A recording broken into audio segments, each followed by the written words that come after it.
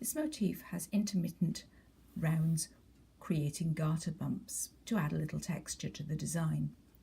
And in order to make a garter bump, we set it up the first row in stocking stitch, and then we have to work around in which both colours are used in reverse stocking stitch, which means the front layer needs to be purled and the back layer needs to be knit. And this often seems to throw people, having become accustomed to doing stocking stitch on both sides. So all it involves is bringing the front colour to the front and purling. I'm using unconventional rotation purling here,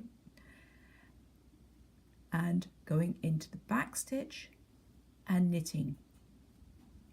And my back stitches are presenting differently because they were made with unconventional purls on the previous row.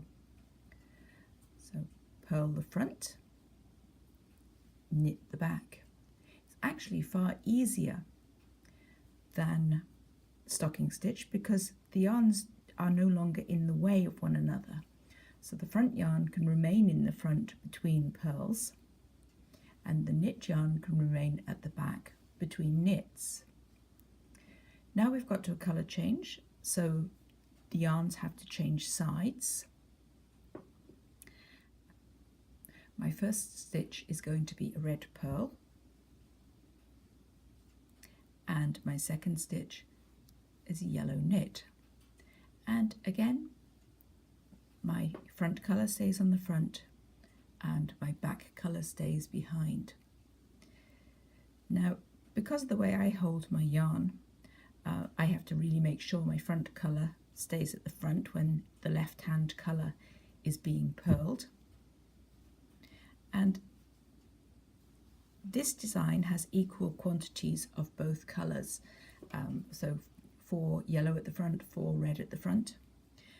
If this were a design that was single colour all the way around, I would switch hands if necessary and put my front stitch colour in my right hand, simply because they lead more conveniently.